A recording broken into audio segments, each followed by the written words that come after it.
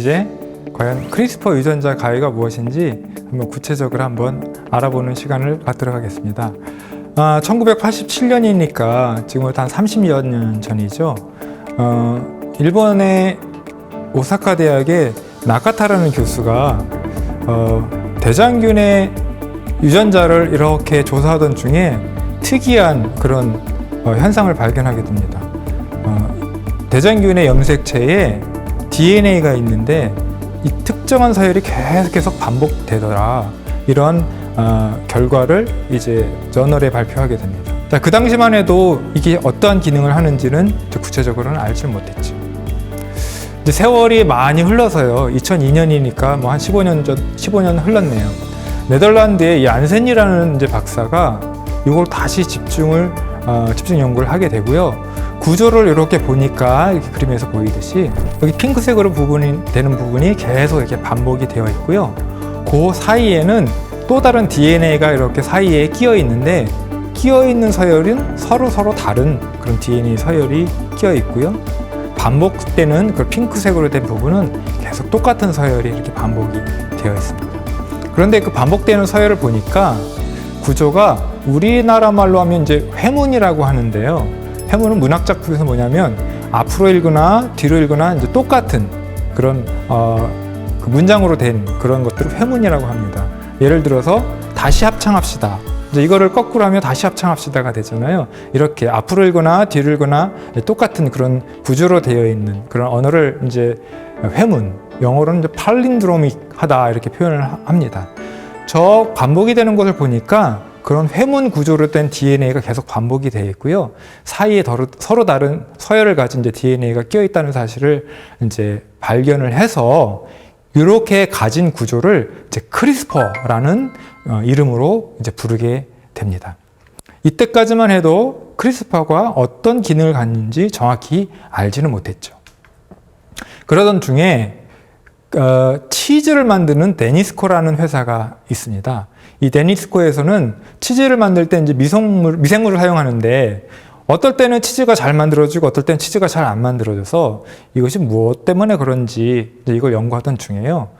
그 치즈를 만들어내는 그런 미생물을 바이러스에서 한번 노출시킨 다음에 거기서 살아남은 그런 미생물을 가지고 했더니 치즈가 아주 잘 계속 일정하게 만들어진다라는 사실을 발견을 했고요. 그렇게 만든 미생물은 바이러스에 대해서 저항성을 가지다라는 사실을 알게 됐습니다. 그리고 그 미생물을 DNA를 이렇게 들여다봤더니요. 보시면 이렇게 계속 반복이 되는 그런 크리스퍼 사이트에 새로운 크리스퍼 사이트가 이렇게 생기더라. 그림에서 보시면 두 번째 칸에 S1, S2라는 그런 부분이 보이게 되는데요. 그 부분이 새로 생긴 부분입니다. 그래서 그렇게 새로 생긴 크리스퍼가 자기가 경험했던 바이러스에 대해서 저항성을 가지게 되더라라는 사실을 이제 알려지면서 많은 사람들이 이 연구 결과에 주목하기 시작했습니다. 그러던 와중에 이 연구에 가장 흥미를 보였던 사람이 있는데요. 그 중에 하나가 그림에서 보시는 엠마누엘 샤라피엔티라는 교수였습니다. 이 박사님은 프랑스 출신이고요. 프랑스에서 박사학위를 받은 다음에 한 5년간 미국에서 유학생을 마치고 다시 이제 스웨덴으로 넘어갑니다. 스웨덴에 있는 한 연구소에서 연구를 하던 중에 아까 말씀드린 그 크리스퍼가 바이러스에 대한 저항성을 나타내더라라는 그런 논문을 읽고 어떻게 그런 저항성을 가지게 되는지를 알고 싶었어요.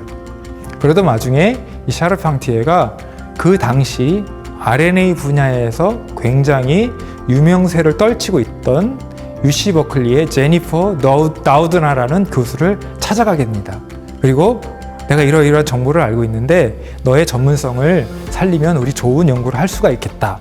라고 해서 학회에서 이 두 사람이 만나서 공동 연구를 이제 시작하는 것을 결의하게 되고 연구를 시작하게 됩니다.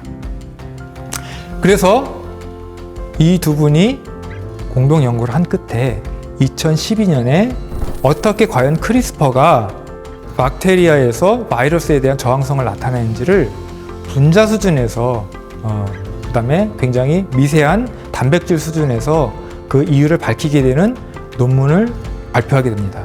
그것이 2012년에 사이언스에 나온 논문인데요. 그림에서 보시면 아까 말씀드린 카스9이라는 가위가 있고요.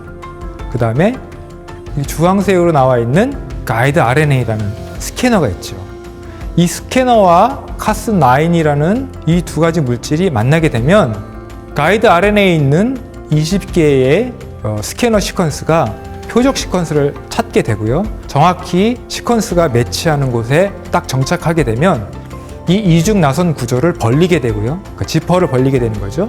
그렇게 되면 카스9이 이 이중 나선의 두 군데를 똑똑 자르는 그런 역할을 하게 됩니다.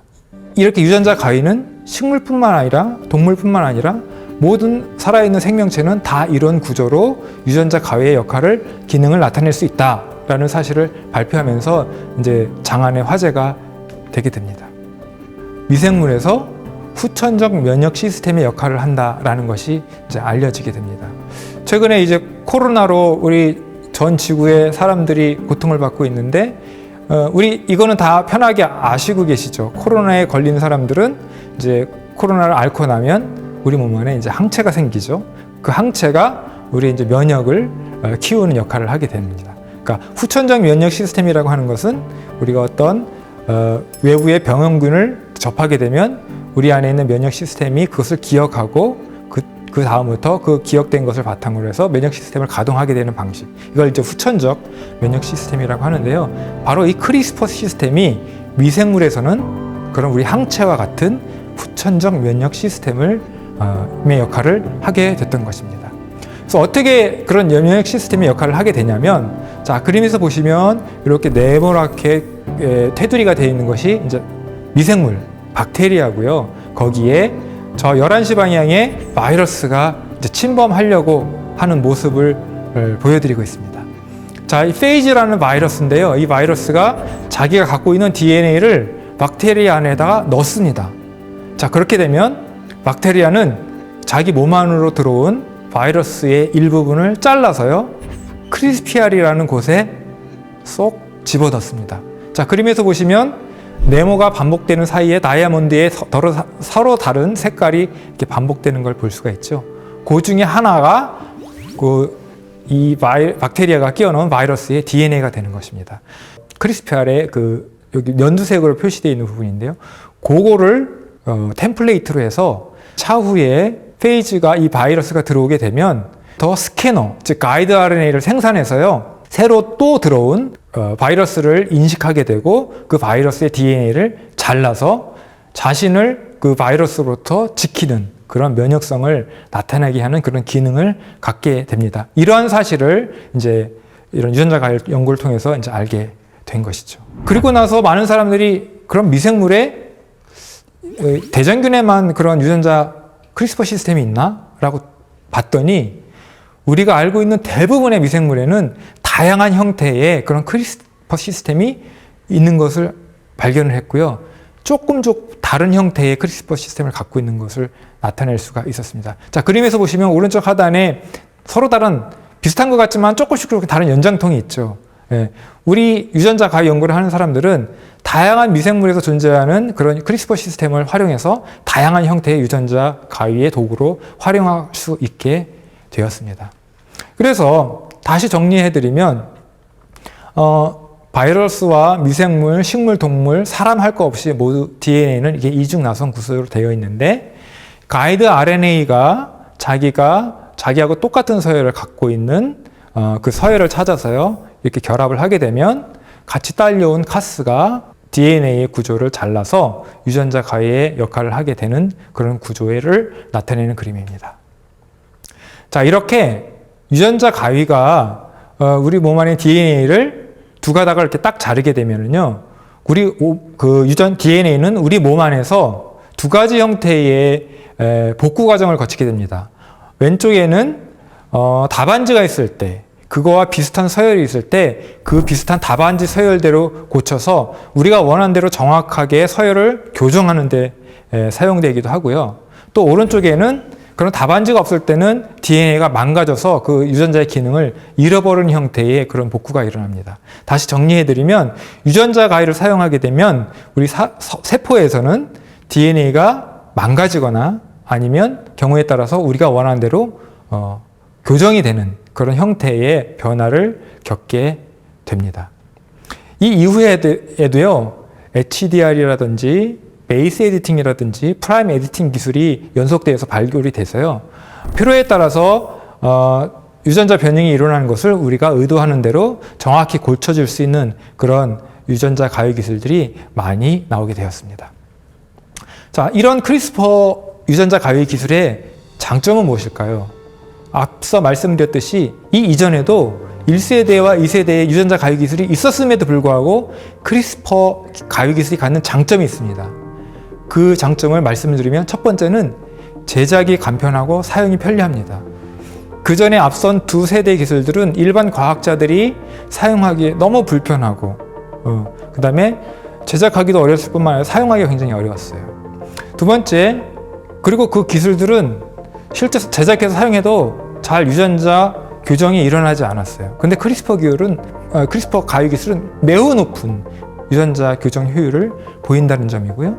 그리고 이런 크리스퍼 시스템이 미생물에서 다양한 형태로 존재하기 때문에 그때그때 맞는 다양한 유전자 가위를 확보할 수 있다는 점도 중요한 장점으로 부각이 되고 있습니다. 또한 이 제니퍼 도우든하고 셜팡티의 이 두 박사가 이 논문을 발표한 이후에 다양한 연구자들이 중요한 기술들을 엔지니어링을 통해서 성능도 향상시키고 특이성도 향상시켜서 크리스퍼의 기술을 굉장히 올려놓았고요. 그 다음에 다양한 융합 단백질을 이제 퓨전시켜서 다양한 어플리케이션도 가능한 그런 기술로 발전시켰습니다. 특히 미생물, 동물, 식물, 심지어 사람에게 모두 적용될 수 있는 이 세계의 판도를 바꿀 수 있는 중요한 기술로 발전하게 되었습니다. 그래서 말씀드린 이 셜팡티의 박사와 제니퍼 다우드나 이 교수가 올해 노벨 화학상을 받게 되었습니다. 3부에서는 과연 이 유전자 가위 기술이 어떻게 활용이 될 수 있을지를 좀 더 구체적으로 알아보도록